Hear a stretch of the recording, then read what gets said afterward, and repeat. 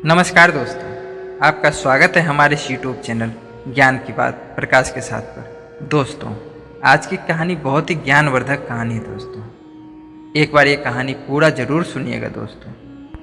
दोस्तों, कहानी शुरू करते हैं। तमसा नदी के तट पर घने जंगलों में कुछ आदिवासी जाति रहती थी। वे लोगों को लूट मार कर अपना भरण पोषण करते थे। डाका तथा लूटपाट ही उनका मुख्य कर्म था। उनका सरदार क्रूर सेन बड़ा ही निर्दयी था। उसके कोई संतान नहीं था। इसके कारण उसकी पत्नी बड़ी दुखी रहती थी। एक दिन उसने अपने पति से कहा, तुम डाकुओं के सरदार हो, लूटपाट कर इतना धन लाते हो, पर हमारे बाद इसे कोई खाने वाला तो है ही नहीं। फिर इस पाप की कमाई का क्या होगा, कभी सोचा है? क्रूर सेन ने कहा, इसका दुख क्यों मनाती है? अभी तक राहगीरियों को ठगता लूटता आया हूँ, उनका धन छीन लेता हूँ। किसी दिन कोई बालक लूट कर लाऊंगा और उससे तेरी गोद भर दूंगा। दोस्तों, अगर आपने चैनल को सब्सक्राइब नहीं कर रखा है तो सब्सक्राइब कर ले, साथ में बेल आइकन भी ऑन कर ले। दोस्तों, आगे की कहानी जारी रखते हैं। उसकी पत्नी थोड़ी दयावान थी। बोली, हे भगवान, कैसी बात करते हो? सोचो उस माँ का क्या हाल होगा जिसका बच्चा तुम उसकी गोद से छीनकर उठा लाओगे। क्रूर सेन ने कहा, थोड़ा रो धो लेगी, फिर दूसरा संतान कर लेगी। जब उसे दूसरा बच्चा हो जाएगा तो पहले वाले को भूल जाएगी। तुझे अपना बच्चा कभी नहीं होगा, इसलिए तेरे खुशी के लिए मुझे ऐसा करना ही पड़ेगा। एक दिन सचमुच क्रूर सेन ने किसी ब्राह्मण के बच्चे को उठा लाया। उसकी पत्नी ने उसे माँ जैसा प्यार देकर पाला। उसका नाम रखा रत्नाकर। बच्चा धीरे धीरे बड़ा होने लगा। जिस तरह निर्दयी डाकुओं के बीच पल रहा था, वैसे ही संस्कार उसमें आने लगे। बड़ा होकर उसने भी अपनी जीविका इसी प्रकार लूट मार में शुरू कर दी। क्रूर सेन अब बूढ़ा हो चुका था।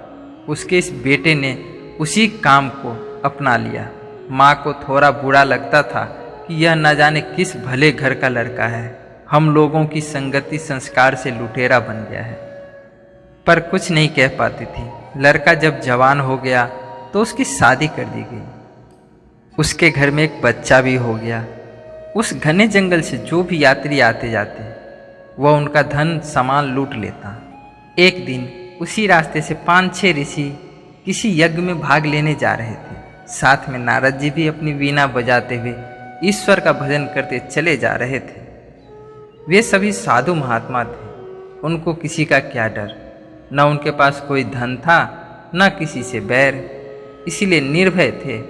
रत्नाकर ने एक साथ इतने साधुओं को आते देखा तो सोचने लगा, ओह, आज तो खूब अन्न धन मिलेगा। ये साधु यजमानों से खूब धन पाए होंगे। अपने हथियारों से लैस होकर अचानक साधुओं के सामने आए और डांट कर बोले, हे साधु, तुम्हारे पास जो भी अन्न धन वस्त्र हो सब रख दो और चुपचाप चले जाओ। अगर तनिक भी प्रतिरोध किया तो जान से हाथ धोना पड़ेगा, सबको मार डालूंगा। अचानक सामने आए डाकू की ऐसी बात सुनकर साधुओं की तो डर के मारे घिघी बंध गई। डरने से तो संकट का छुटकारा मिलेगा नहीं। यह सोचकर नारद जी ने साहस करके कहा, भाई, हम लोग साधु सन्यासी हैं, हमारे पास धन कहाँ? हम लोग यज्ञ में जा रहे हैं। यज्ञ की समाप्ति पर ही कुछ दक्षिणा मिलेगा, अभी तो हमारे पास कुछ भी नहीं है। रत्नाकर करक कर बोला, मैं कुछ नहीं जानता, मुझे धन चाहिए, ऐसे नहीं जाने दूंगा। हो सकता है तुमने अपने इस तंबूरे में छुपा रखा हो। चुपचाप सीधी तरह दे दो, अन्यथा मैं तुम्हारा तंबूरा तोड़ दूंगा। यह कहकर उसने नारद जी की वीणा छीन ली। नारद जी ने सोचा, बड़े संकट में आ गए, अब क्या करें? एक तो यह कर्म से डाकू और बुद्धि से मूर्ख, इसे तो दूसरी तरह से ही समझाना होगा। यह सोचकर नारद जी ने कहा, वीणा मत तोड़ो, हमारे पास जो भी होगा वह तुम्हें देंगे। पहले तुम ये बताओ, तुम जो ये लूटपाट करते हो यह बुरा काम है, इसका पाप लगता है। ये काम क्यों करते हो? मत करो। रत्नाकर ने कहा, अपने परिवार के लिए ये काम करता हूँ। देवऋषि बोले, अपने परिवार के लिए करते हो? अच्छा ठीक है, जिन लोगों के लिए तुम काम करते हो उनसे जाकर पूछो कि लूट का माल खाने पीने मौज करने में तुम सब मेरे भागीदारी हो, पर इस बुरे काम का जो पाप फल है, क्या तुम सब उसमें भी मेरे भागीदारी रहोगे? मेरे मरने के बाद जब मेरे कर्मों का हिसाब किताब यमराज के यहाँ होगा, तुम सब उस कर्म फल में भी हिस्सा लोगे? रत्नाकर ने कहा, अरे ऐसी बात तो किसी ने नहीं कही।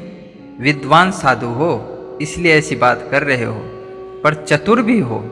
मैं ये सब पूछने जाऊं और तुम सब यहाँ से मौका पाकर भाग जाओ।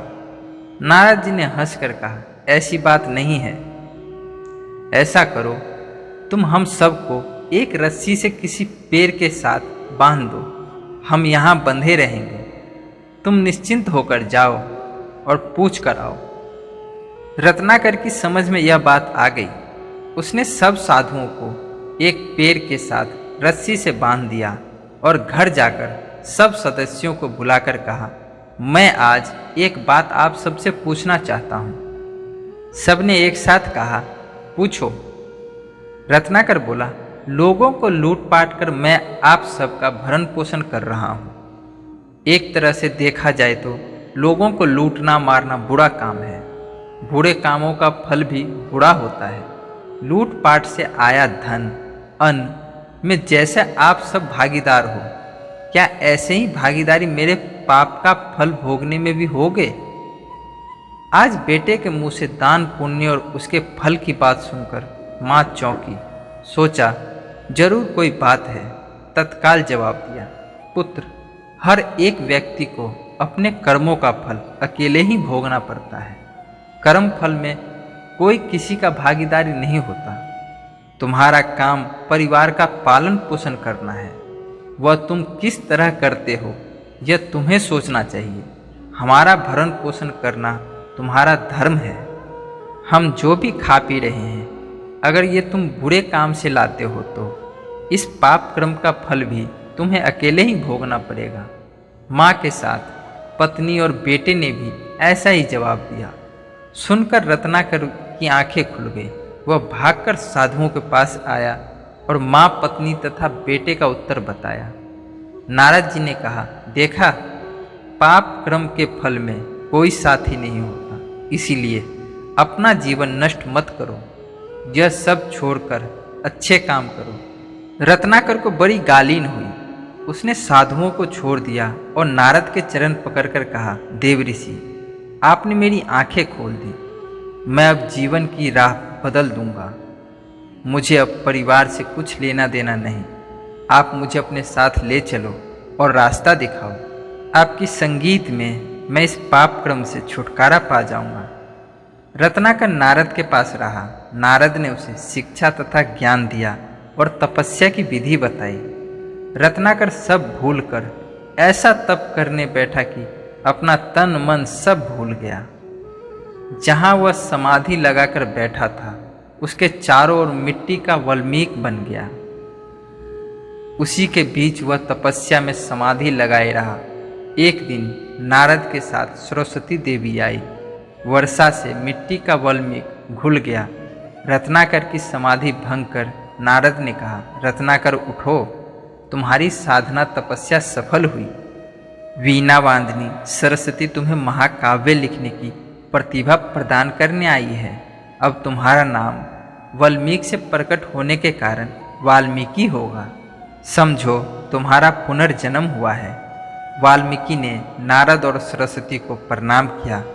इन्होंने आगे चलकर भगवान राम के जीवन पर रामायण लिखी, जो वाल्मीकि रामायण नाम से प्रसिद्ध है। दोस्तों, ये छोटी सी कथा आपको कैसी लगी हमें कमेंट बॉक्स में ज़रूर बताएं।